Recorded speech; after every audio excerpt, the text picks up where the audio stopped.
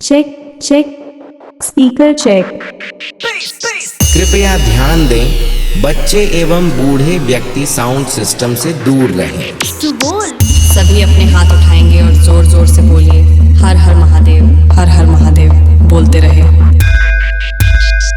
सभी अपने हाथ उठाएंगे और जोर जोर से बोलिए, हर हर महादेव, हर हर महादेव बोलते रहे।